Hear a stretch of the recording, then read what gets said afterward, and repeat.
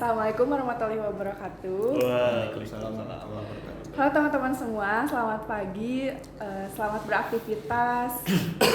Semoga kalian semua dalam keadaan sehat. Nah, pada kesempatan kali ini bersama saya Dila Sapaat berkesempatan untuk melakukan podcast kolaborasi bersama Bidang 5 nih.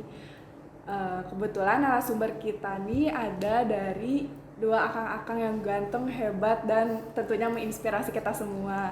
Yang pertama ada mantan Ketua Umum Himpunan Mahasiswa Akuntansi periode 2020-2021 dan Ketua Umum Himpunan Mahasiswa Akuntansi periode 2021-2022. Pada kesempatan kali ini, sebelumnya kenapa sih kita melakukan podcast ini?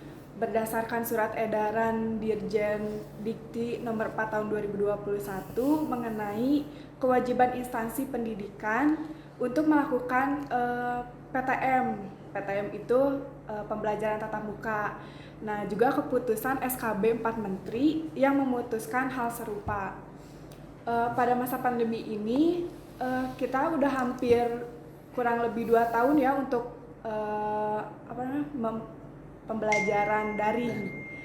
Nah, berdasarkan surat edaran tersebut, ada nih metode yang akan kita terapkan di beberapa instansi.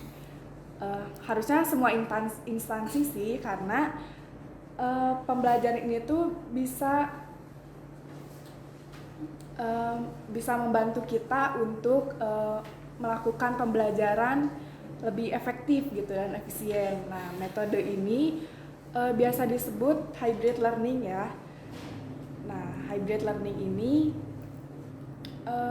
gimana sih Kang? Saya kan belum terlalu paham gitu mengenai hybrid learning. Menurut akang-akang bagaimana pendapat hybrid learning ini? Oke. Mungkin ini dulu ya. Kita perkenalan dulu mungkin ya, biar kita lebih akrab lah ya. Mungkin Mangga dari mantu meja terlebih dahulu ya, untuk memperkenalkan diri. Bismillahirrahmanirrahim. Assalamualaikum warahmatullahi wabarakatuh juga. Nama saya Muhammad Reza Zaki Maulana, demisionaris Ketua Umum Himpunan Mahasiswa Akuntansi tahun lalu sebelum saya pemerintah.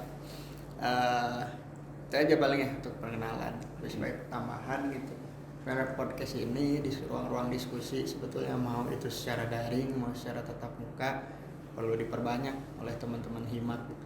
Karena pada akhirnya narasi-narasi digitalisasi yang digaung-gaungkan oleh semua kelembagaan itu kalau misalkan tidak ada aksi nyata begitu dalam ruang-ruang diskusi seperti ini, entah apapun itu namanya, podcast kah atau apakah, itu harus nyata keberadaannya begitu. Pada akhirnya manfaatnya bisa terasa oleh mahasiswa yang nun jauh di sana begitu. Karena sekarang semua juga lagi di rumah masing-masing ya, jarang itu mendapatkan informasi secara langsung dari kampus, memanfaatkan media sosial, memanfaatkan website seperti itu kan. Harus sudah mulai beralih ke arah sana sebenarnya di semua organisasi kepemudaan, termasuk organisasi yang membesarkan saya ini, HIMAK ya. Itu kali. Keren. Mungkin dari saya sekarang ya. Oke. Bismillahirrahmanirrahim. Assalamualaikum warahmatullahi wabarakatuh. Ya, perkenalkan, nama saya Refta Putih Harjo selaku Ketua Umum Himpunan Mahasiswa Akuntansi periode 2021-2022.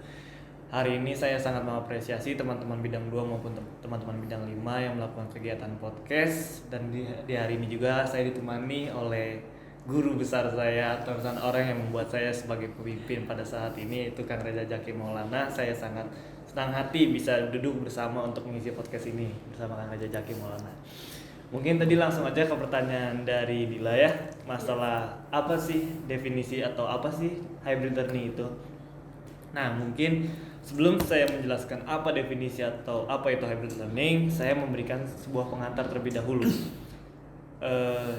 Pada zaman dahulu, orang-orang itu pada tahun era 90-an maupun intinya pada zaman dulu lah, udah lama banget, itu tuh untuk yang namanya era digital tuh masih sangat jauh.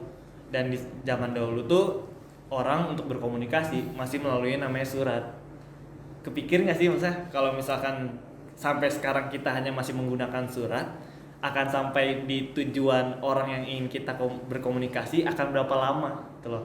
Belum kita menulis suratnya, belum kita antar ke tukang pos, belum tukang pos ngantar lagi ke orang tujuan yang mau kita sampein suratnya.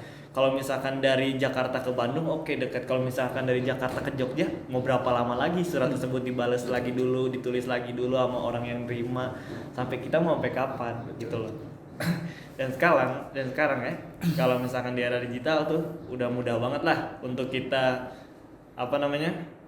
berkomunikasi dengan orang. Apalagi sekarang teknologi udah makin canggih di era 4.0 ini, era digital, era serba komunikasi itu sangat mudah. Contoh, sekarang tuh orang kalau pingin berkomunikasi sama seseorang tinggal lewat WhatsApp lah. Betul. Itu tuh bisa mengabari, berkomunikasi, itu tuh bisa setiap detik, setiap jam, setiap hari, fleksibel waktunya tanpa harus menunggu.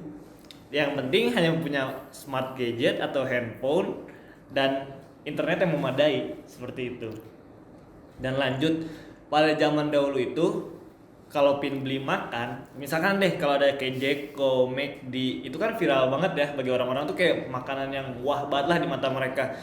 Dan mereka tuh dulu untuk mendapatkan makanan tersebut rela mengantri selama atau sepanjang apapun itu demi mendapatkan makanan tersebut gitu loh.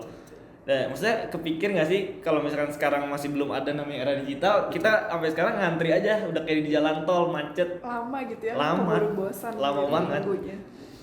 Terus ya alhamdulillah nih sekarang karena udah di era digital juga, karena adanya tadi ya smartphone atau gadget, sekarang tuh kita kalau misalkan mau pesan makan tuh gampang. Kita tinggal sekarang ada GrabFood, ada ShopeeFood, di mana kita juga menggunakan jasa seseorang untuk orang tersebut mengambil makanan kita, di mana kita hanya nunggu di rumah atau tempat rebahan kita. Enak banget kan, nyantai gitu loh.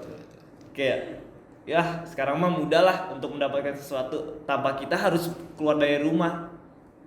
Dan sekarang ya saya mungkin menjelaskan juga tentang 4 pilar pendidikan UNESCO.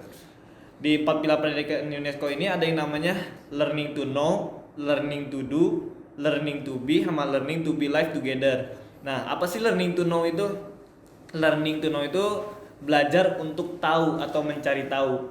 Nah, kalau pada zaman dulu kebayang gak sih kalau misalnya kita mau nyari tahu itu, nyari taunya ya pasti nanya ke orang yang emang udah punya pengalaman. Betul. Sama ya pasti orang yang udah dewasa, dimana orang yang udah lebih tahu daripada kita. Betul. Pasti kan ya, tapi kan terbatas banget, kita masa mau nanya ke orang yang lebih tua aja.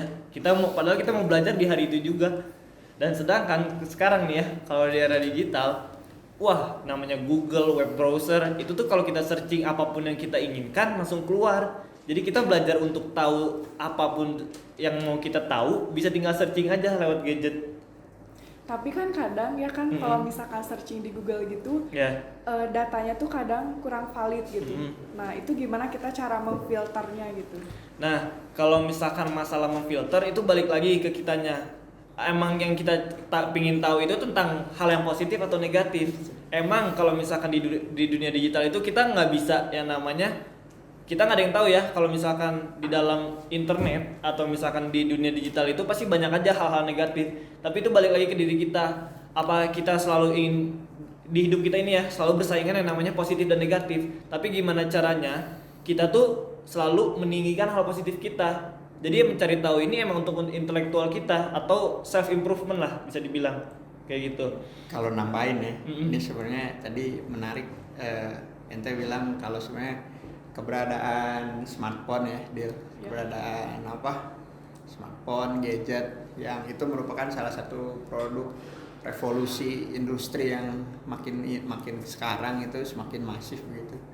Yang saya soroti sebenarnya tadi, kalau dulu begitu kan dalam rangka menyebarkan informasi itu kan itu biasanya lazim menggunakan surat menyurat gitu. Tapi sekarang sudah mulai bergeser ke arah digital melalui smartphone gitu. Melalui smartphone kita akan sangat bebas kapanpun, dimanapun begitu kan, menyebarkan informasi apapun begitu. Kita bebas mengetik hal apapun di media sosial, di WA dan lain sebagainya macam itu. Sehingga itu juga kalau dalam sudut pandang yang positif sebetulnya memang positif. Tapi ini dalam bukunya Yuval Noah Harari yang diisadur dalam buku Homo Deus, karangan keduanya beliau, sebenarnya Itu tuh kalau dilihat dalam sudut pandang negatif, sebetulnya orang-orang sekarang tuh lebih iseng aja kalau misalkan mainin handphone gitu. Informasi yang sebetulnya nggak harus disampaikan dan nggak penting, orang tuh sekarang jadi iseng banget gitu. Bandingkan dengan dulu, kalau misalnya kita bandingkan dengan surat menyurat, orang tuh dia karena sadar ya ngirim surat ke Jakarta, ke Bandung atau Jakarta ke Jogja atau dari mana ke mana itu memang susah ya, karena perlu akomodasi yang emang real begitu, entah itu lewat merpati kan, entah itu kalau dulu kerajaan entah itu lewat merpati, meskipun sampai pada akhirnya kita kan jadi nanya balik, bayangkan binatang itu kan bisa dikasih surat nyampe loh ke kerajaan sebelah gitu. Tapi kita nggak bahas itu ya supaya nggak terlalu meluas gitu. Tapi orang-orang akan cenderung lebih betul-betul lebih serius dalam ngirimin surat. Bayangin ya kan, karena dia sadar nih jauh kan. Dia kan sadar nih kalau ngirim surat ini high cost banget gitu. Jadi apa yang dia tulis gitu kan pasti ada sesuatu yang emang benar-benar dia pikirkan berulang-ulang. Ini kebalikan ketika hari ini kita menggunakan gadget, ya kan? Kita mah apa aja kan, ya ketik aja, ada orang gampang gitu. Bahkan kan orang cenderung sekarang menurun gitu etiket dalam penyebaran informasi gitu. Dulu assalamualaikum apa kayak ini kan, kita sekarang jadi P di mana ya? ada satu apa ya, maksudnya kemerosotan gitu. Kemudahan yang tidak disikapi secara bijak lah gitu ya. Saya juga sepakat gitu mengenai positif dan negatif soal keberadaan produk-produk digital seperti handphone ini gitu ya. Nanti kita kan akan pada akhirnya berkorelasi sebelum kita lanjutkan ya kan. Tadi masih ada beberapa wacana yang ingin dijelaskan mengenai hybrid gitu kan. Pada akhirnya gitu kan, semua alat itu siap, tergantung siapa yang menggunakan gitu. Ya kan. Ya lanjut. Oke. Lanjut sama saya. Yang selanjutnya ada learning to do. Apa sih learning to do itu? Learning to do itu belajar untuk melakukan. Kalau pada zaman dahulu tuh kita tuh kalau pingin belajar untuk melakukan sesuatu, misalkan nih kayak misalkan kita pingin bisa masak, kita pingin bisa menari, itu tuh pasti kita mencari orang yang bisa masak. Contohnya kita berarti harus ketemu sama seorang chef, atau misalnya kita harus menemukan guru tari. Sedangkan kalau di era digital sekarang tuh Kang, ada yang namanya YouTube. YouTube ini kita tinggal searching apa yang mau kita pelajarin. Misalkan nih kita mau belajar masak, di situ kita bisa tinggal taruh gadget kita sambil play video tersebut, kita tinggal mengikuti. Misalkan masak nasi goreng, butuh nasinya, butuh kecapnya, butuh garamnya seberapa, itu tuh di YouTube udah komplit banget. Dan kalau misalkan orang ingin belajar menari, dia tinggal ikutin gerakan sama irama yang ada di YouTube aja. Itu tuh udah jelas diajarinnya. Jadi sekarang tuh sebenarnya gadget itu membuat mudah para makhluk sosial yang ada di muka bumi ini, manusia lah ya. Iya, manusia. Kita nggak pernah lihat monyet pegang HP. Iya benar juga sih, nggak mungkin sih. Ya maksudnya, nah dari situ ya kita kelihatan gitu. Dengan adanya YouTube ini, orang learning to do, untuk melakukan sesuatu atau belajar melakukan sesuatu lebih mudah. Betul. Dan yang lanjut tuh ada learning to be. Learning to be itu belajar untuk menjadi sesuatu, atau misalkan mereka punya seorang tokoh, mereka punya misalkan kayak punya idaman lah atau idola, misalkan kayak tokoh idola misalkan kalau misalkan dia idolanya seperti Cristiano Ronaldo, gimana sih betul. Dia pingin kayak Cristiano Ronaldo, misalkan contohnya dia memakai seragam nomor 7, rambutnya klimis kah, atau misalkan badannya berotot seperti robot. Itu kan ada di buku historis, atau misalkan ya di internet juga ada. Dan yang selanjutnya ada learning to live together. Apa sih to live together itu? Hidup bersama. Kalau zaman dulu, kalau misalnya kita pengen hidup bersama sama orangnya, kita melakukan sosialisasi, kita keluar rumah, kita ngobrol, kita misalkan kalau ibu-ibu tuh biasanya ngobrol sama ibu-ibu yang lain tuh pasti kan sambil beli sayuran ya. Itu kan learning to live together gitu. Kan masih ngasih tahu nggak sih, suami saya kemarin pulang malam kayak gitu. Jadi kan menceritain tentang hidupnya. Jadi kehidupan bersama. Sedangkan kalau di era digital sekarang ada yang namanya Instagram. Apalagi anak-anak milenial bangun tidur cekrek, baru bangun tidur nih. Terus ada lagi makan, cekrek aku lagi makan nih di McDonald. Ya kan kayak gitu. Jadi orang-orang tuh sekarang untuk mengetahui kehidupan seseorang, untuk hidup bersama, itu lebih mudah di era digital. Orang akan lebih cepat mengetahui apa yang dilakukan orang tersebut dengan hanya membuka satu aplikasi. Kayak gitu. Nah, tapi sayang sekali karena adanya era digital ini ada pergeseran pendidikan. Kenapa sih ada pergeseran pendidikan? Karena orang-orang tuh sekarang learning to learning. Apa sih learning to learning? Maksudnya belajar untuk belajar. Jadi orang-orang sekarang tuh terlalu monoton, orang-orang terlalu mengikuti sebuah materi. Jadi orang-orang tuh belajar atau membaca sebuah buku atau misalkan intinya membacalah, tapi mereka tidak paham apa isi yang mereka baca karena mereka hanya mengejar sebuah nilai yang dimana itu jadi kriteria sebuah sekolah gitu loh. Sekarang kalau misalkan di perkuliahan, saya mungkin mau nanya Dila, apa sih tujuan Dila di perkuliahan ini? Tentunya saya belajar Untuk mendapatkan nilai ya, kan, untuk pasti mendapatkan pingin nilainya A kan, nggak mau nilainya C plus atau K, ya nggak sih? Nah itu dia, sekarang tuh kita tuh learning to learning, bukan learning to know, bukan untuk belajar untuk memahami apa yang kita pelajarin, kayak gitu loh. Nah kalau misalnya diandai-andaikan dengan sebuah ember ya, kita tuh sekarang belajar diisi sampai penuh, sampai luber gitu loh. Jadi nggak ada yang masuk ke otak sama sekali. Seharusnya kita tuh belajar diisi tapi ya bukan luber, tapi malah menimbulkan sebuah api. Kenapa menimbulkan sebuah api? Karena tuh belajar itu agar membuat mahasiswa tersebut agar lebih semangat untuk belajar lagi. Jangan sampai membuat mahasiswa tersebut malas karena pembelajaran yang terlalu monoton, terlalu begitu-begitu saja. Nah, mungkin dilanjut lagi. Nah, yang saya tentang pembelajaran yang monoton tadi, saya bilang itu pembelajaran tradisional. Kenapa pembelajaran tradisional? Jadi pembelajaran tradisional tuh ya anak-anak tuh tidak beradaptasi. Anak-anak hanya menunggu sumber informasi dari dosennya. Kenapa menunggu sumber informasi dari dosennya? Ya seperti disuapin saja. Jadi dicekokin sama dosennya pembelajaran apa yang emang harus dipelajarin gitu loh. Tapi tanpa dia nggak tahu ya, dosen tersebut nggak tahu nih anak ini paham apa enggak, suka atau enggak sama pelajarannya, tapi ya dicekokin aja sama dosennya. Yang penting dosennya harus menyampaikan materi ini ke anaknya, ya udah gitu aja.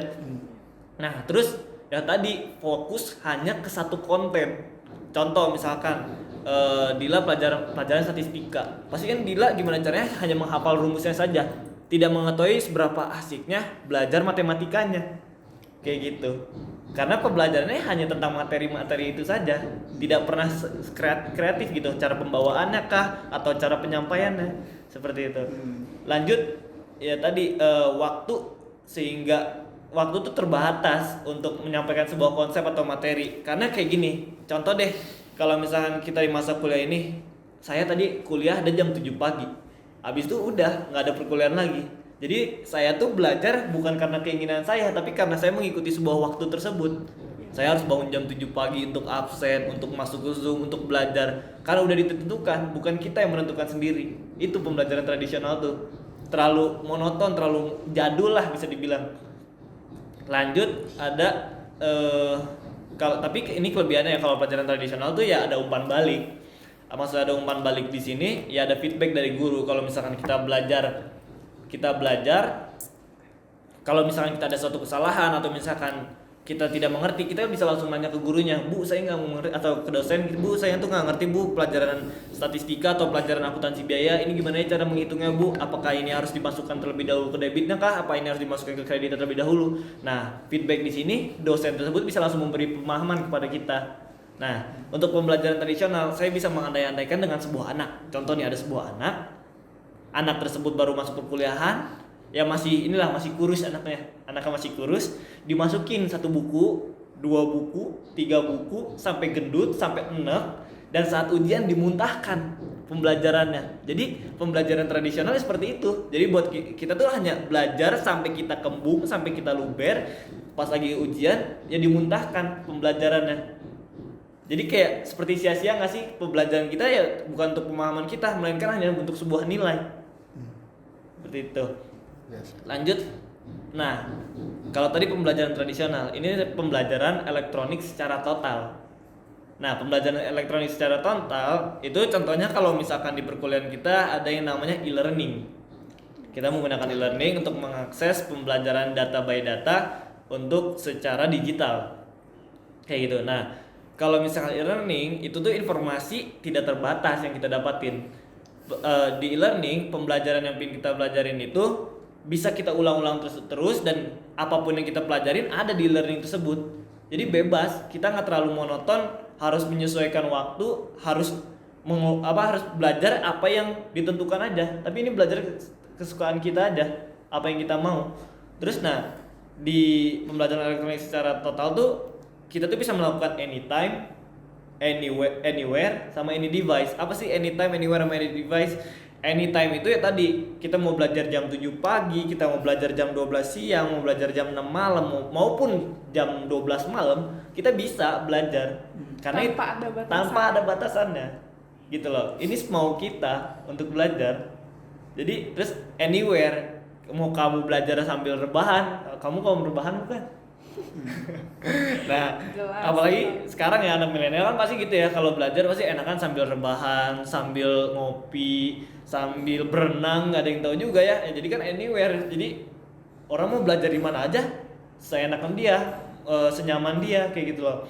Dan sekarang apalagi ada digital ya, ada yang namanya laptop, smart gadget, handphone, terus ada juga tablet. Itu tuh jadi any device, kita mau belajar e-learning di mana aja, kita cukup searching aja di Google, websitenya apa, tinggal kita buka, masukkan password dan kalau di kuliah kita NRP, ya udah kita bisa mengakses pembelajaran tersebut di mana aja, di elektronik mana saja.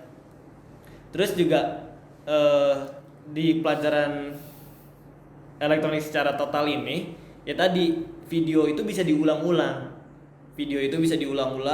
sampai kalau misalkan kita nggak paham tentang pembelajaran tersebut, kita bisa mengulang videonya. Sampai kita benar-benar paham atau memperlambatnya. Misalkan kita belajar nih statistika jam 7 pagi, aduh masih belum mengerti, jam 12 siang bisa diulang lagi, tinggal buka aja videonya yang sama. Kayak gitu kalau pembelajaran elektronik secara digital. Tapi sayangnya pembelajaran elektronik secara digital tuh mungkin mahasiswa tuh bisa bikin cepat bosen. Kenapa sih? Karena kalau misalkan si dosen tersebut tidak membuat konten yang sangat kreatif, itu bisa membuat mahasiswanya ya belajarnya ya begitu-gitu saja. Pasti mereka akan jenuh, mereka akan bosan. Ya pasti mereka juga sama lah ya. Jadi pembelajarannya tuh bisa dibilang digital secara tradisional, bukan digital secara digital. Kenapa saya bilang digital secara tradisional? Karena sama, pembawaannya masih monoton. Betul. Masih terlalu jadul. Jadi pembawaannya hanya materi begitu, dijelaskan materi saja, tidak ada sesi tanya jawab, tidak ada pemahaman atau pemaparan PowerPoint. Jadi ya sama aja kayak belajar tatap muka di kelas secara terus-menerus kayak gitu. Dan kekurangannya lagi kalau pembelajaran elektronik secara total, ya tadi nggak ada feedback dari dosennya. Kan karena kita belajar secara digital, ya kalau misalkan kita belajar, kita nggak paham bisa diulang. Oke, kalau anak tersebut bisa memahaminya. Bayangin kalau misalkan ada orang yang kesulitan untuk memahami sebuah pembelajaran, pasti kan mereka akan kebingungan harus bertanya kepada siapa. Apalagi kalau belajar secara digital itu, ya mereka BJJ, belajar jarak jauh. Mereka belajar di rumah mereka sendiri tanpa bersosialisasi dengan gurunya atau dosennya. Itu akan menyusahkan mereka untuk belajar.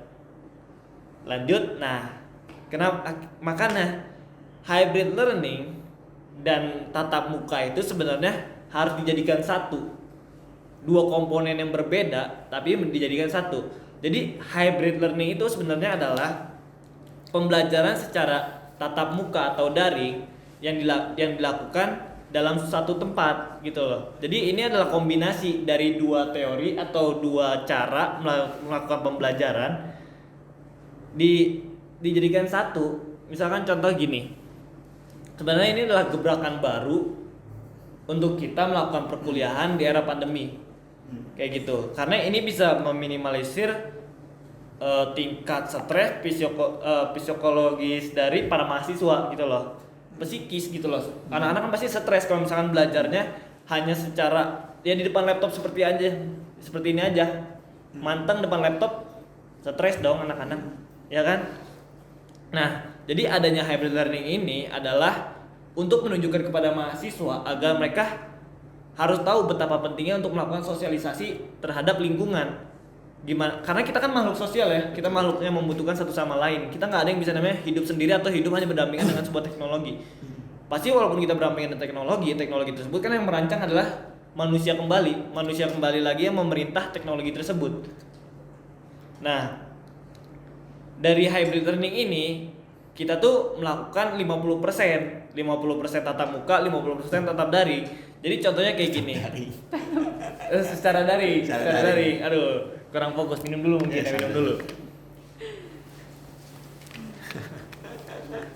Jadi gini, maksudnya secara 50% tatap muka dan 50% daring ini daring luring lah ya. daring luring lah ya, benar. Jadi pas lagi saat daring pas lagi tatap muka mereka hanya 50% di kelasnya. Contoh kalau misalkan di perkuliahan di satu kelas itu hanya 20 orang. Nah, 20 orang ini berarti kalau setengahnya hanya 10 orang. 10 orang ini melakukan pembelajaran dalam kelas. Nah, sisanya gimana nih? Pasti kan pertanyaan para mahasiswa ini sisanya gimana? Nah, kita melakukan sebuah rotasi, kita melakukan sebuah pergiliran pembelajaran setiap harinya. Kayak misalkan besok yang dapatnya tatap muka, besoknya daring, yang daring besoknya tatap muka. Seperti itu aja dirotasi. Nah, tapi di hybrid learning ini dosen itu harus kreatif untuk membuat konten-konten pembelajaran yang dimana mahasiswa yang pada hari itu mendapatkan pembelajaran daring, mereka tertarik dengan pembelajaran tersebut dan tadi konten yang dibuat itu harus bisa diulang-ulang. Jangan sampai kontennya hanya sekali jalan habis itu tidak bisa diulang sama mahasiswanya. Mahasiswa gimana mau paham kalau misalkan videonya tidak bisa diulang-ulang. Seperti itu. Nah, jadi mungkin itu definisi dari hybrid learning. Oke. Nah, mungkin saya lanjut dulu. Boleh. Jadi pada abad ke-21 atau misalkan pada tahun ini guru-guru tuh sangat ketakutan. Guru-guru tuh sangat ketakutan yang namanya mereka digantikan oleh teknologi. Mereka digantikan oleh elektronik yang dimana elektronik yang tadi kalau masalah mengajar bisa diulang terus, nggak mengeluarkan tenaga, tidak pernah mengeluh capek, dan mereka selalu siap ada aja di depan kita kalau kita pengen belajar. Seperti itu. Nah, tapi gini, sebenarnya guru itu nggak bisa diganti sama elektronik. Kenapa? Karena dalam buku Grit, penemunya adalah Angela Duckworth, dia berkata latihan versus latihan terstruktur. Apa sih latihan versus latihan terstruktur? Gini, saya kasih contoh ya. Kalau misalkan kamu adalah seorang pelari, misalkan saya deh, jangan kamu, soalnya kalau masalah berat badan kayak perempuan rada sensitif ya. Jadi kalau misalkan saya nih rada gemuk nih, contoh saya rada gemuk, habis itu saya lari setiap hari rutin, padahal setiap pagi siang sore, tapi badan saya tuh tetap gemuk-gemuk aja, nggak kurus-kurus atau nggak ideal lah. Tapi beda dengan seorang yang latihannya terstruktur. Nah, terstruktur ini latihannya dia mempunyai seorang pelatih. Nah, pelatih di sini yang lebih paham tentang badan dia, tentang pola makan, latihan yang rutin harus jam berapa aja, hari apa aja, dan seperti apa. Makanya dia bisa jadi seorang atlet. Seorang atlet tidak akan menjadi atlet kalau tidak ada seorang pelatih. Nah, contohnya seperti itu. Seorang dokter, seorang akuntan maupun seorang perusahaan, seorang bos itu tidak akan menjadi atau tidak akan mendapatkan posisi tersebut kalau misalkan tidak dapat atau tidak ada seorang guru. Jadi guru itu tidak akan bisa digantikan yang namanya dengan teknologi. Guru itu harus menjadi pemimpin. Dia tuh yang mengarahkan para mahasiswa, atau kalau misalnya kita dosen ya. Kalau dosen tuh mengarahkan para mahasiswa ya untuk belajar. Kalau misalkan ada sebuah kesalahan atau keluar jalur, nama dosen tersebut diarahin kembali ke jalur yang benar. Dan dia tuh ada seorang fasilitator. Maksudnya seorang fasilitator apa sih? Dia tuh yang memfasilitasi pembelajaran yang emang harus dipahami sama seorang anak tersebut. Misalkan anak ini, ibu saya mau belajar akuntansi biaya, ibu saya mau belajar akuntansi perpajakan, bapak saya mau belajar tentang statistika. Nah, si guru ini yang bisa memfasilitasi si mahasiswa ini untuk membelajarkan apa yang dia inginkan. Seperti itu. Dan guru ini adalah seorang motivator. Kenapa guru itu adalah seorang motivator? Jujur, saya juga kalau misalkan saat belajar jenuh, pasti kan kita disemangatin sama guru kita agar lebih semangat, atau sama dosen kita jangan pantang menyerah, karena semuanya pasti ada prosesnya, kita tidak bisa langsung pinter secara praktis atau secara cepat. Karena kata guru pendidikan Indonesia kita juga, kata Ki Hajar Dewantara tuh, ing Karso Sungtolodo, ing Madya Mangunkarso sama Tutwuri Handayani, seorang guru itu menjadi pertama ing Karso Sungtolodo, si seorang guru itu ada sebagai teladan. Jadi pasti mahasiswanya akan mengikuti sebuah dosen, atau dosen ini akan menjadi seorang teladan bagi mahasiswanya. Kalau misalkan dosennya berperilaku baik, mempunyai pemikiran intelektual yang sangat bagus, pasti mahasiswanya pun akan seperti gurunya, karena gurunya adalah seorang teladannya, kayak gitu. Dan ing Madya Mangunkarso, apa sih ing Madya Mangunkarso? Di tengah-tengah itu seorang guru pasti memberi semangat kepada mahasiswanya agar mereka mau belajar, gitu loh. Mereka mau belajar, dikasih ya tadi fasilitas apapun yang mereka ingin belajar, dikasih semangat. Dan tapi kalau misalkan hanya diberi semangat, pasti kan semua orang juga tidak akan tergerak gitu loh. Kayak contoh, Dila semangat ya belajar ya, tapi kan cuma dikasih semangat aja, tidak diberi contoh, tidak dibantu untuk mengerjakan soalnya. Nah itu dia yang tadi terakhir, harus Tutwuri Handayani. Maaf, jadi seorang dosen ini harus mendorong dari belakang atau melakukan sesuatu yang dimana bisa membantu para mahasiswanya ini untuk mencapai tujuannya. Seperti itu. Mungkin itu sih penjelasan tentang apa sih hybrid learning. Ya. Kalau menurut Akang gimana? Saya kurang lebih sepakat sekali, tapi mungkin beberapa hal persoalan teknis dari perkuliahan yang sedang kita jalankan ini kan, yang semula asalnya biasa tatap muka, sampai pada akhirnya gara-gara pandemi terakselerasi ya kan, perkuliahan daring jadi full nih semuanya. Sampai pada ini kita juga ternyata harus balik lagi gitu kan, harus ada kombinasi dari daring sama tatap muka, ya nggak sih?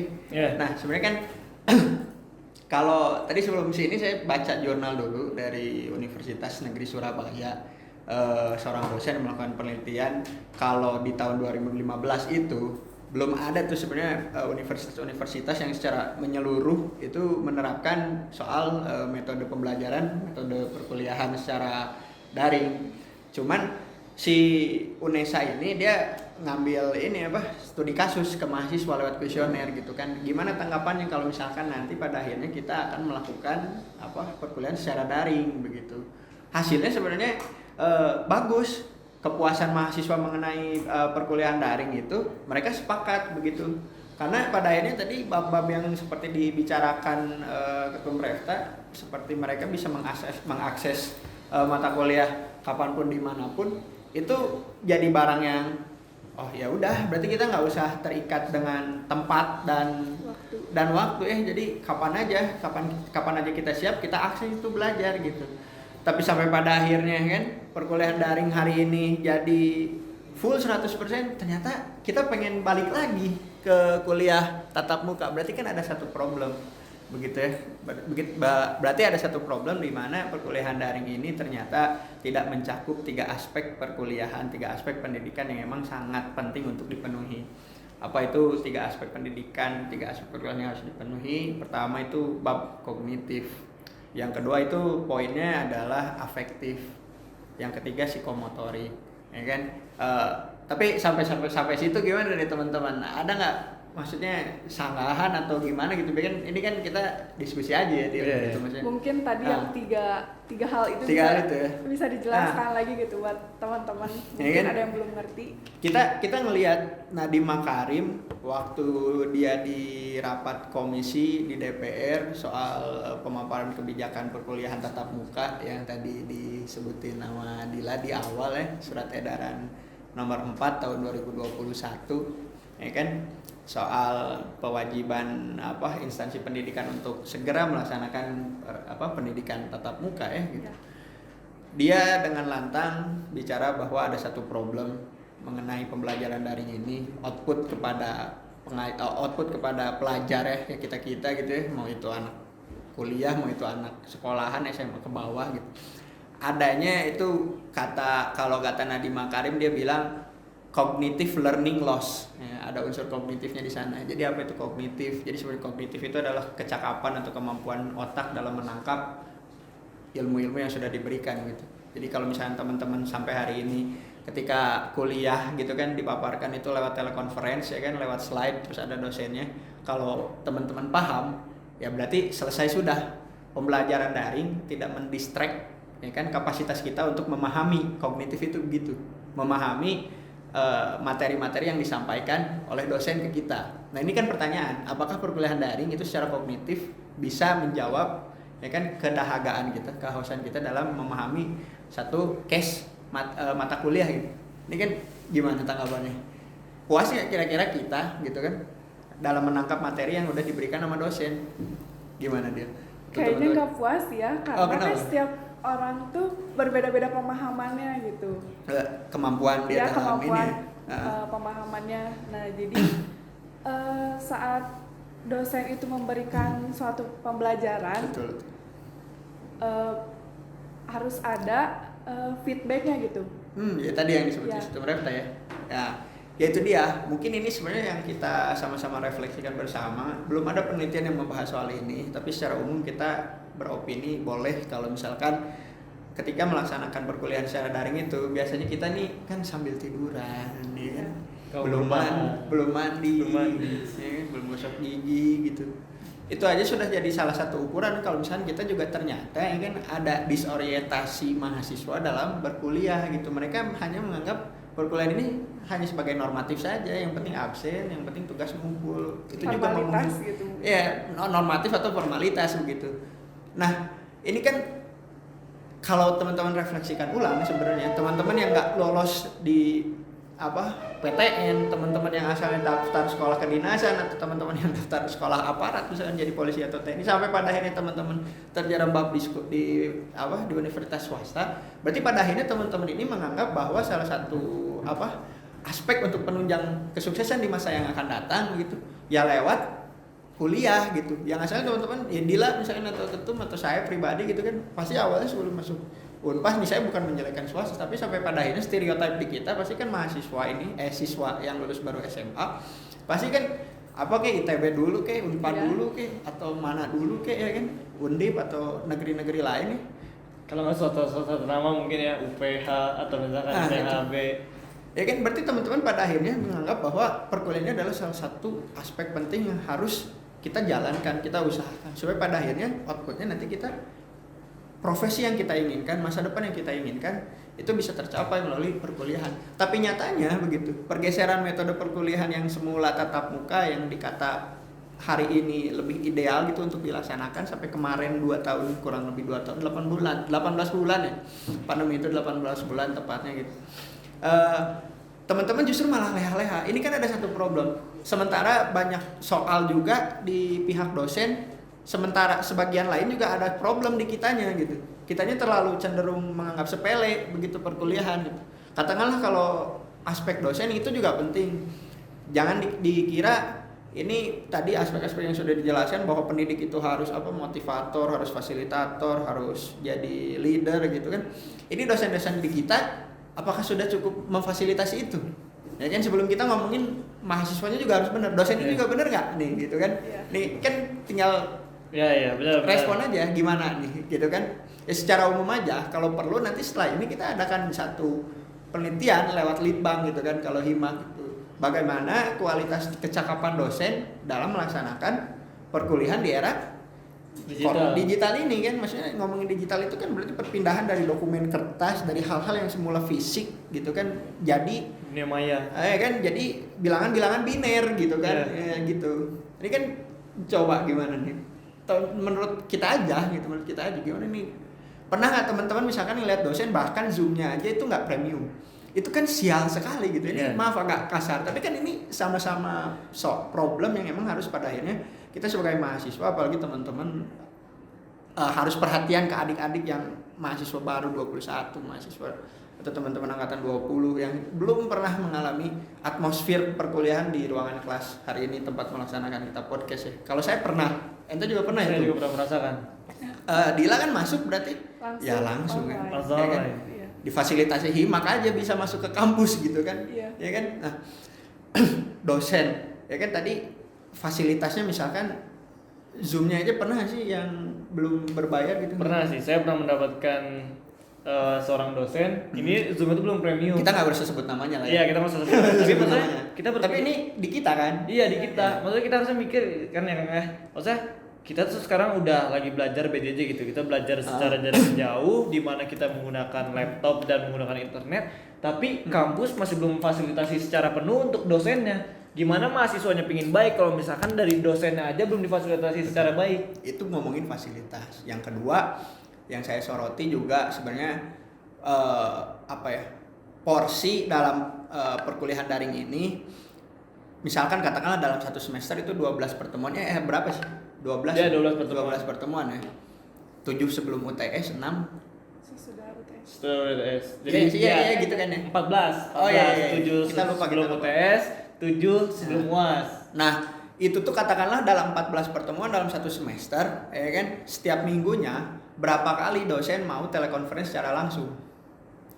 Kalau kurang dari setengahnya menurut saya itu keterlaluan sekali. Saya dari 14 kan cuman 5 kali mau zooman sama kita. Luar biasa itu, minta diapakan nama kita gitu kan. Dalam artian teman-teman harus merefleksikan ulang yang semula teman-teman mengekspektasikan kuliah negeri sampai pada akhirnya terjerembab di kuliah swasta, pada akhirnya tidak difasilitasi secara baik begitu kan. Ya, ini soal begitu kan, ya kan. Itu juga harus harus kita dorong juga gitu kan. Mekanisme belajar dari teman-teman dosen gitu kan, supaya pada akhirnya fasilitas untuk berpikir kita itu ya dikatakan bisa ideal gitu. Dalam 14 katakan kalau bisa ya 14 pertemuannya semua telekonferensi.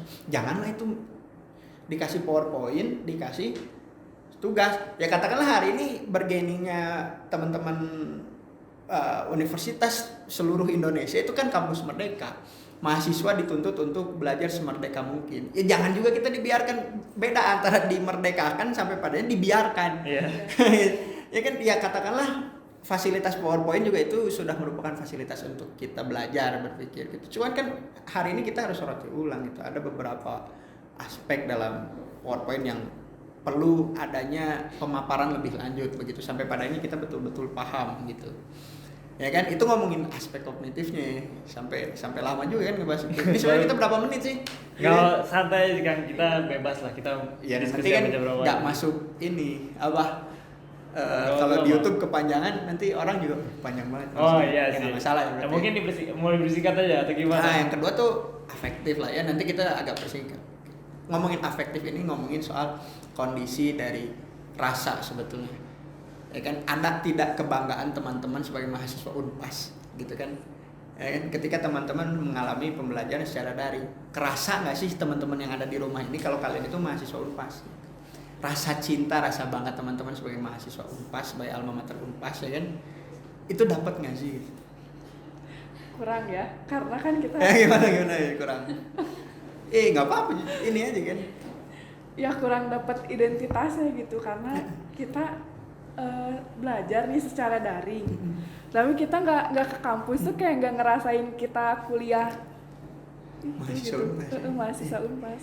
Ngomongin bab rasa ini sebenarnya kan ada yang kurang dari perubahan metode yang asal tatap muka dengan daring ini. Kita kan ke dosen berarti hanya sebatas transaksional, bab dia ya ngajar ke kita ya dapat pelajaran gitu. Kita kan nggak ada tadi katakanlah feedback yang tadi Dr. bilang gitu. Itu penting Pak. Sampai pada ini kita bangga sebagai mahasiswa Unpas itu katakanlah ketika kita mahasiswa ke mahasiswa kenal ya kan. Oh ya, jadi kita merasa memiliki gitu. Ke prodi kita kenal, ke dosen-dosen kita kenal.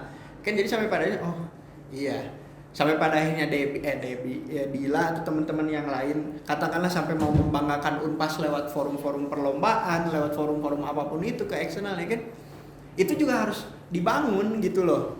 Ya kan, kalau selama ini ya saya nilai bab afektif ini dalam kuliah daring itu kurang, rasa memilikinya kurang. Kita sebagai mahasiswa Unpas itu kurang. Jadi janganlah katakanlah nanti Dila mau tertarik ikut lomba dan sebagainya macam itu mengharumkan nama Unpas. Ya kamu aja ya kita tanya aja apakah kita sudah cukup memiliki rasa bangga, rasa cinta terhadap alma mater kita. Ya kan, karena tidak ada feedback secara langsung dari kita dengan sivitas akademik yang lain gitu di FEB ini gitu kan. Yang ketiga bab psikomotorik sebenarnya. Ini psikomotorik ini berarti dalam artian setelah kita mencintai, kita memiliki rasa bangga terhadap alma mater kita, pada akhirnya itu dituangkan dalam aksi nyata, dalam langkah gerak nyata. Psikomotorik itu bicara soal gerak gitu kan. Ya katakanlah tadi kalau misalkan sudah sedari kognitif itu kalian gagal paham mengenai perkuliahan yang diberikan, mata kuliah yang diberikan, sehingga ngaco gitu kan, otaknya ngaco, nggak ngerti dasar akuntansi bahkan. Jangan juga kalian berharap kalian bakal bangga sebagai mahasiswa akuntansi. Kalian paham akuntansi aja enggak, malu dong kalian kan. Kita ini kan harusnya malu, ya kan? Kita ini kan malu sebenarnya. Kalau misalkan kita bangga mahasiswa akuntansi, ditanya akuntansi apa, nggak tahu, ngaco. Apalagi dikasih tugas akuntansi gitu kan. Ya mungkin kita mah hanya sebatas lingkaran-lingkaran contek-mencontek saja gitu. Psikomotorik itu bicara itu gitu, bicara soal aksi nyata, gerak nyata gitu. Dalam rangka setelah kita memahami secara kognitif tadi, memiliki rasa bangga sampai padanya apa gerak yang kelihatan bahwa kita ini sebagai mahasiswa akuntansi. Nah itu kan, itu tadi katakanlah secara kognitif mungkin ada orang yang struggle, yang survive bisa tuh gitu untuk belajar ya kan. Tapi ada juga yang emang terkendala oleh hal-hal lain seperti kuota, seperti kondisi ya fasilitas belajar di rumah masing-masing tidak mumpuni begitu. Janganlah nanti sampai padanya dikira kita bakal memiliki rasa kebanggaan gitu. Ini jadi oleh sebab itu 3 aspek pendidikan yang harus dipenuhi itu menurut tokoh-tokoh pendidikan ya. Itu tuh harus ada loh gitu. Itu tuh harus ada itu. Maka sampai pada akhirnya mungkin dirasa perlu ada perkuliahan secara tatap muka lagi ya, tapi dengan kaidah-kaidah prokes, dengan metode-metode shifting ya, 20 per kelas ya kan, sebagiannya lagi kapan gitu. Tapi saya rasa itu dulu aja deh. Nanti kalau misalnya teman-teman mau tanya, sebenarnya yang saya mau tanya ini lebih kepada yang saya mau ngobrol itu lebih kepada kenapa sih kita harus sampai pada akhirnya tetap harus struggle berkuliah. Karena tadi tujuannya begitu. Ini tuh sebenarnya kalau tadi juga ngikutin tokoh idolanya Ketum Refta ya, Ki Hajar Dewantara, sebenarnya dia bilang pada kondisi saat itu mengapa pendidikan itu penting. Ya kan, taman siswa didirikan pra kemerdekaan Indonesia itu kenapa harus ada sekolah di Indonesia. Sekolah pertama di Indonesia itu taman siswa kan. Iya, sama Ki Hajar Dewantara. Sekolah pribumi ya, kalau sekolah Belanda itu udah ada duluan, tapi ini sekolah yang murni didirikan oleh pribumi, oleh Suwardi Suryaningrat, yaitu Ki Hajar Dewantara. Dia bilang itu pendidikan itu tujuannya untuk memerdekakan manusia, ya kan? Katakanlah kalau pada saat itu memerdekakan manusia itu relate begitu, karena Indonesianya lagi dijajah gitu. Tapi menurutku kalau dipahami secara kontekstual, pendidikan itu harus tetap dalam rangka tujuannya memerdekakan manusia, ya kan? Ya jangan-jangan hari ini kita belum merdeka dari kebodohan begitu. Ya kan kita harus tetap ke sana sampai pada akhirnya Ki Hajar Dewantara bilang bahwa pendidikan itu harus pada akhirnya menyelamatkan dan membahagiakan manusia. Teman-teman, hari ini kan kita bilang bahwa kuliah untuk apa? Kuliah untuk apa misalkan? Kerja. Kuliah untuk kerja. Terus kalau udah kerja emang ngapain? Ya dapat uang. Ya dapat uang tuh artinya apa? Untuk kesenangan duniawi berarti. Iya, untuk kebahagiaan kita. Kebahagiaan ya katakanlah kita. Nanti teman-teman juga ngaji agama atau ngaji ya akuntansi ini kan secara moral saya melihat dalam aspek filosofisnya ngomongin balance, ngomongin WTP, wajar tanpa pengecualian, itu tuh ngajarin nilai-nilai jujur sebenarnya. Kita tuh harus tetap seimbang, ya kan, kita nggak boleh korupsi kalau misalkan itu jurnal kertas kerja ya, itu kan di dasar akuntansi itu nggak balance tuh, kita nggak boleh nambah-nambahin itu tuh gitu. Karena pada akhirnya akuntansi itu kan untuk pengambilan keputusan perusahaan baik swasta atau pemerintahan gitu. Ya kalau teman-teman korupsi sejak dini dalam menjurnal juga itu kan berarti nanti dampaknya kepada peran-peran yang tugasnya mengambil keputusan, manajer atau siapapun, CEO gitu kan. Nanti gak benar ini akuntansi berarti kan gitu. Semulia itu gitu kalau misalkan dalam pandangan yang lebih filosofis mengajarkan nilai-nilai kejujuran gitu. Nah itu dia gitu, ngomongin itu sebenarnya. Iya. Ya kan, ya maksudnya apa nih gitu yang kalau ngomongin hybrid blended sebenarnya ini kita juga harus memberikan rekomendasi sebagai mahasiswa gitu ke dekan gitu. Fasilitasnya apakah sudah cukup mumpuni, nanti metodenya apakah sudah jelas begitu kan, dalam artian apakah 20-20, apakah seperti apa, itu kan harus juga udah diselesaikan begitu kan, fasilitas ruangannya apakah sudah cukup jaga jarak kan. Kita kalau misalkan harus boleh jujur, angkatan 18-19 yang asalnya kuliah biasa itu sikut sama sikut tuh nempel loh. Ini kita belum boleh ya kan, nempel-nempelannya kan. Ya kita bisa lepas masker karena mungkin udah vaksin ya, aman lah bang, itu udah vaksin juga gitu. Itu jadi memang harapan soal perkuliahan secara tatap muka menurutku satu keharusan, karena kita juga ada istilah Zoom fatigue, kelelahan dalam terus zooman gitu ya. Ya itu juga nggak, solusinya ya harus kuliah langsung gitu kan.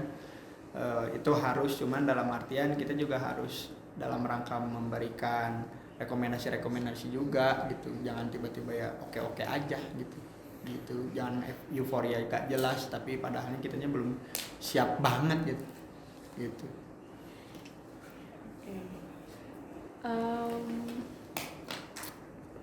Ya menurut dia gimana coba? Ya kan, atau menurut Refta misalkan? Ya sih tuh, maksudnya sekarang tuh kita belajar ya yang tadi, seperti yang tadi kita tuh terlalu tidak mementingkan apa yang kita pelajarin, tapi kita hanya mengajar suatu tujuan yang dimana seperti sesi yang kita pelajarin sampai saat ini, seperti kita tuh belajar bukan untuk memahami, tapi kita belajar untuk mengajar sebuah cita-cita yang dimana untuk kesenangan dunia kita aja, tanpa kita mementingkan apa akan atau feedback setelah kita memahami pembelajaran tersebut. Betul. Seperti itu. Iya kan, maksudnya kalau kita sama-sama soroti juga, hari ini mahasiswa ini mengalami disorientasi pembelajaran gitu. Harusnya gitu kan kalau teman-teman refleksikan ulang, 8 juta buat kuliah, tapi teman-teman menganggap perkuliahan ini secara formalitas saja tadi kalau kata Dila ya, normatif saja gitu. Tapi ekspektasi teman-teman pasca berkuliah itu pengennya kerja di audit Big Four misalkan ya. Pengen jadi akuntan publik, pengen kerja jadi bankir misalkan. Tapi teman-teman berproses di kuliah, Masya Allah gitu kan, menganggap ini semua hanya agenda formalitas saja gitu. Ini yang tentu secara mahasiswa juga kita, sebagai mahasiswa juga kita harusnya janganlah tadi dalam pemaparannya Tum Refta, pembelajaran tradisional ini masih diamini dalam artian guru tetap jadi keran, kita tetap jadi ember gitu. Enggak gitu. Guru subjek, kita juga subjek gitu. Kita juga berhak kok mengkritisi guru, kita juga berhak kok mengkritisi dosen. Kadang juga ada pihak-pihak yang katakanlah oknum-oknum pengajar yang memang tidak mau didebat, tidak mau dikritik sama mahasiswanya gitu, sehingga membuat pada akhirnya mahasiswa merasa terintimidasi, dia nggak mau gitu kan ngoreksi dosen meskipun itu salah gitu. Itu Paulo Freire bilang di tahun 2000-an, sekarang tuh masih relevan. Paulo Freire itu dibilang orang Brazil ya, jauh tuh orang Amerika Latin. Kalau misalkan kondisi pendidikan yang dia lihat di Brazil pada saat itu, ya kita hanya terus aja gitu dicekokin sama dosen, dan kita nggak bisa gitu ngasih bergen sebagai mahasiswa untuk menurut saya gini loh gitu. Misalnya mahasiswa tiba-tiba menurut saya gini loh Pak, menurut saya gini loh Bu gitu. Itu tuh nggak bisa gitu. Dosen selalu pengen menghegemoni kelas aja gitu. Ternyata tuh 2021 mungkin kita juga sebagai orang Indonesia gitu di 2021 masih juga tuh gitu menganggap kalau dosen tuh ya sumber kebenaran yang mutlak, nggak juga kok gitu. Kita juga berhak kok gitu kalau misalnya punya perspektif, kalau punya sudut pandang lain misalnya dalam berkuliah mata kuliah apapun gitu misalkan. Oke.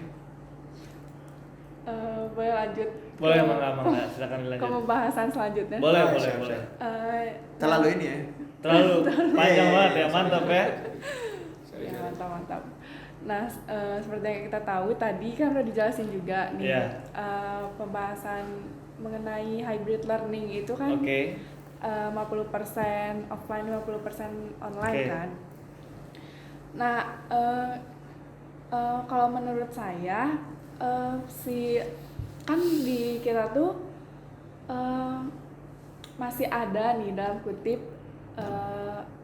masih ada orang-orang yang kurang beruntung. Nah, gimana kalau misalkan 50% ini tuh yang offline itu tuh untuk orang yang kurang beruntung.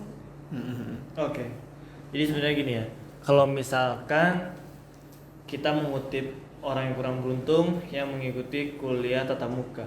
Sebenarnya gini, hybrid learning kan tadi perpaduan antara tatap muka dengan daring. Sebenarnya, tapi kita harus memikirkan juga dong. Kalau misalkan si mahasiswa ini yang tanda kutip tadi kurang beruntung, mereka saat daring. Misalkan mereka tidak punya materi, mereka kekurangan finansial. Apakah kita memikirkan apakah mereka mempunyai laptop, mereka mempunyai gadget, itu harganya sangat mahal. Seperti itu.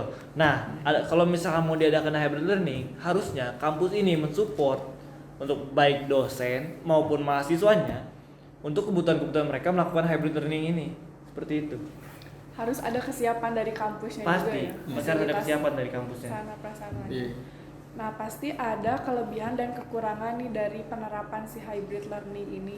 Ya. Menurut Akang gimana nih kelebihan dan kekurangannya? Dari saya dulu mungkin ya. Oke, silakan. Kalau dari saya gini sebenarnya, kelebihannya kalau hybrid learning tadi masalah efektivitas waktu fleksibel kayak gitu. Kita mau belajar anytime anywhere any device itu bisa di mana saja.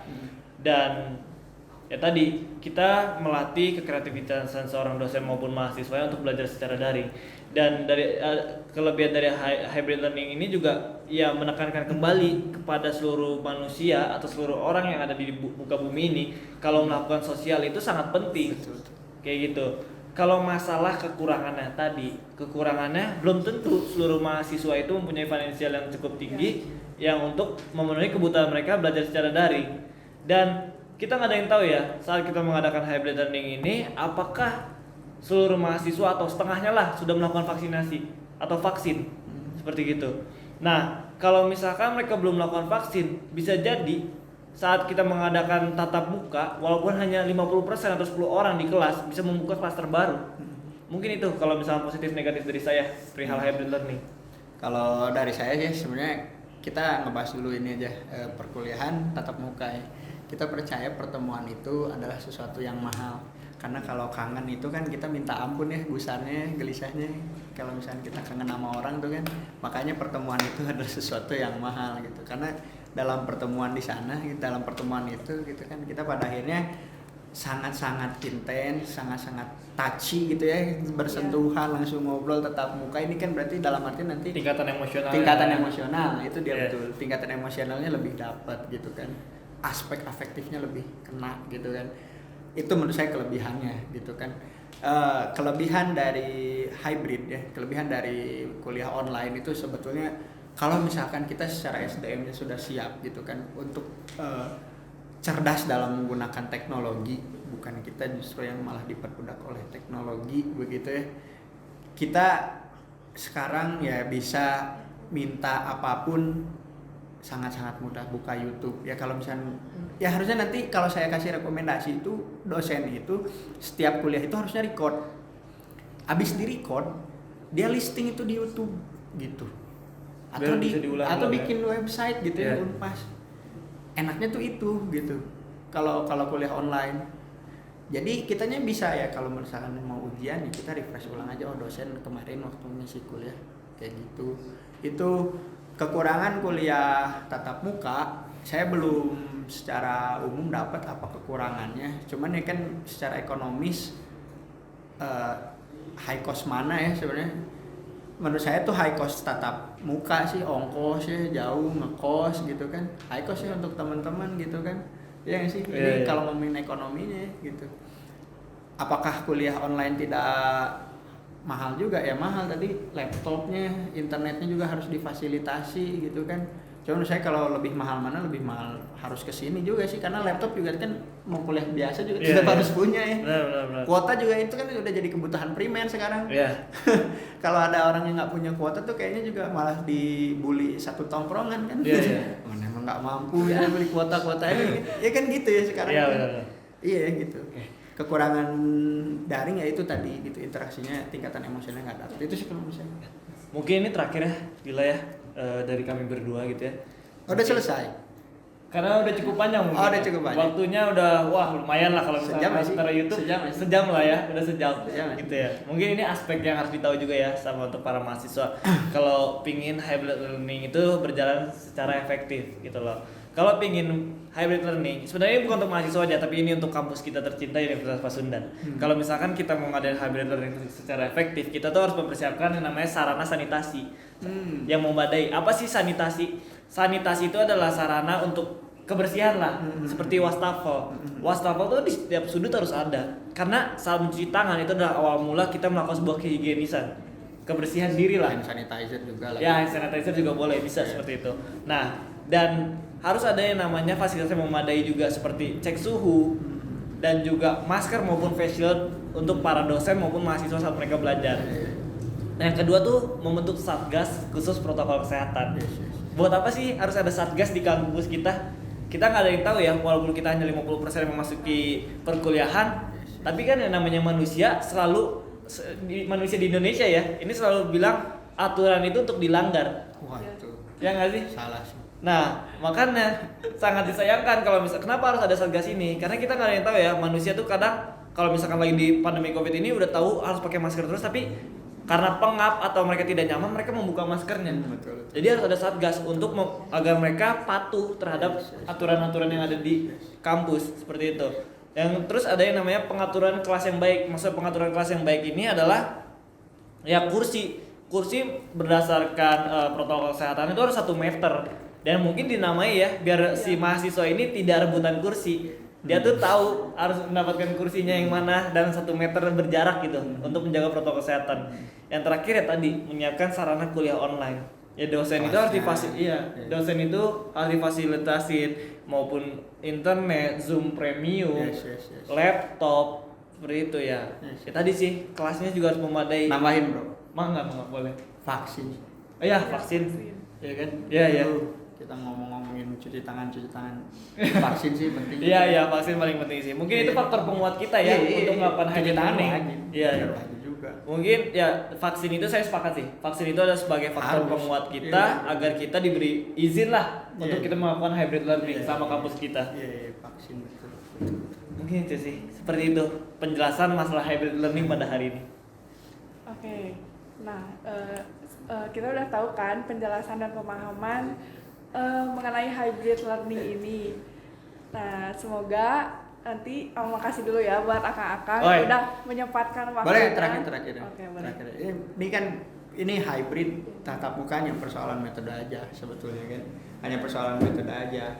Yang lebih penting dari perkuliahan itu kan kita harus lagi-lagi introspeksi diri. Kenapa sih kita harus kuliah gitu? Dan seberapa penting orientasi kita pasca kuliah gitu. Kalau misalkan hari ini kita sudah tuntas masalah itu gitu, betapa berharganya masa depan untuk kita perjuangkan ya, maka apapun metodenya, mau kuliah tatap muka, mau kuliahnya hybrid, mau kuliahnya daring, maksimalkan secara baik gitu. Adapun hal-hal yang mungkin nanti jadi kendala di kampus kita, tugas kita sebagai mahasiswa adalah melakukan aksi melakukan aksi dalam bentuk rekomendasi kan ke prodi ya kan, kalau kita ya kan, atau ke dekan secara langsung, supaya pada akhirnya juga hal-hal seperti kuota, fasilitas internet, laptop kalau perlu kan itu juga tanggung jawabnya ini ya kaum elit ya di sana gitu kan. Itu sih gitu. Yang jelas kitanya juga harus tetap capable aja gitu. Adaptif dengan lingkungan ya. Paling itu aja sih. Dari Akang ada kalau dari saya sih sebenarnya mengucapkan sangat terima kasih banyak lah kepada Dila maupun kepada Kang Reza Saki Maulana. Saya yang harus terima kasih. Yang mau menemani saya pada hari ini membawakan penjelasan atau kita berdiskusi lah tentang hybrid learning. Yang dimana ini adalah gebrakan baru yang dibutuhkan kampus di Universitas Pasundan maupun mahasiswa agar kita bisa kembali merasakan yang namanya kuliah tatap muka walaupun kita masih di era pandemi COVID-19. Ini adalah gebrakan baru yang dimana ini adalah sebuah jalan agar kita bisa mengusahakan gimana caranya kita memaksimalkan perkuliahan kita agar kita bisa memahami kuliah kita lebih baik daripada kita secara daring. Betul. Seperti itu. Betul. dan tentunya tetap mematuhi protokol kesehatan ya. Sekian aja ya diskusi kita kali ini. Terima kasih untuk akang-akang yang sudah menyempatkan waktunya untuk hadir di podcast ini. Dan buat teman-teman, semoga dapat manfaatnya ya dari podcast ini. Dan semoga menjadi pemahaman juga untuk kalian semua. Terima kasih teman-teman. Wassalamualaikum warahmatullahi wabarakatuh. Waalaikumsalam warahmatullahi wabarakatuh.